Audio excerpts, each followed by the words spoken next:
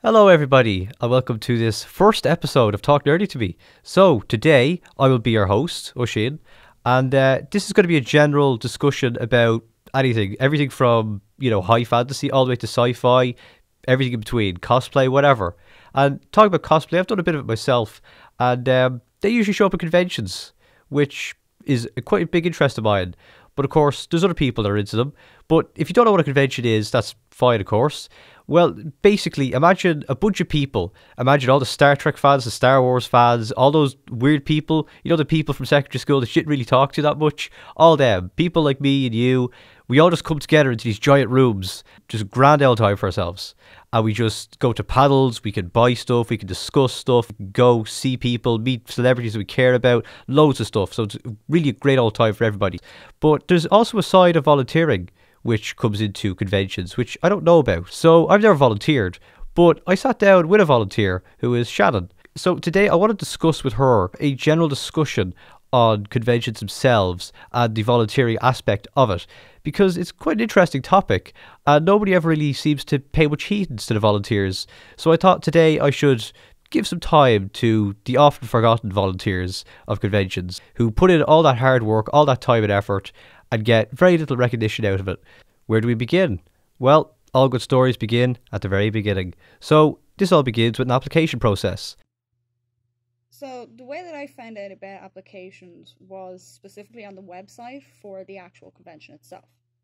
So it was one of those submit a form, explain why you want to do it, and what type of events do you want to help run panels, you want to organize the actual, like, letting people in, giving them the wristbands, or do you just want to be checking on the stalls, artists alley, that type of thing. So there was kind of three different subsects for the con that I went to that I volunteered with of what level of volunteering you did. So it wasn't too intense. It was just basic. Here is what you need to know, and here what we need to know for kind of data, I assume, so that they know that I am who I am and how old I am, so what events I can and cannot go into. It was around this point that it came to my mind that I had heard some vague recollection or something like that of volunteer networks, which hadn't been mentioned yet, but I decided to ask Shannon if she was a part of one. Most recently, I've been getting my volunteering at conventions, mainly through, call it a network, a kind of society. It's not really a society. We do charity work in cosplay. So we were originally called Heroes Unite Ireland, but because of a problem, a change in kind of hands in regards to who controls it, we've had to change now to Real Icons. So what we do at events is we're kind of entertainment. We're kind of organizing the cosplay section to make sure everyone is okay, so they know that there's a point of notice where they can go. And also we do charity kind of organizations. So we did Bumbulance at DCC. We did the Irish Cancer Society recently.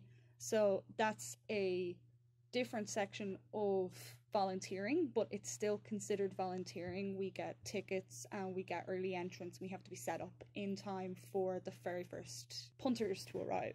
There's other ways of being a volunteer, not just by applying with the actual convention itself, but through other networks. Like ours, you have to have screen accurate or comic accurate or whatever accurate costumes for cosplay specifically, or you can be crew.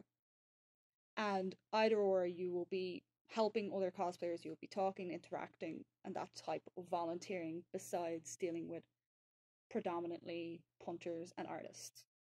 Of course, people are full of opinions, everybody has one or many, so I decided to ask Shannon about any advice, warnings, perhaps things to look out for anybody that's interested in getting into volunteering. One of the first things that I would really suggest if you are going to go volunteer is to make sure that, I'm not saying anything bad about big conventions like Dublin Comic Con stuff. You want to have enough connection to be able to, if you have questions, have someone you can physically talk to, and you know they'll go, oh, talk to Alan or talk to this, instead of sending it directly to an info email and then waiting for 5 months for them to actually respond. So you want to be able to make sure that when you are going to volunteer, that you know who you are directly going to be involved with, what you actually need to know and make sure that there is a point of connection. Because the worst thing that can happen at conventions is you have something that you want to say, or you want have something that you want to ask, and there is no one that you can actually talk to. Well, unfortunately, everybody, that is all the time we have today. I'm very sorry to leave you, but that was definitely very informative. So I'd like to thank Shannon for giving us her time and her knowledge on the subject, and also a big thank you to all of you for listening. So hopefully you learned as much, if not perhaps more than I did, about the often overlooked volunteers of conventions. Thanks everybody for listening, and I'll see you again next week for another episode of Talk Nerdy to Me. Bye bye.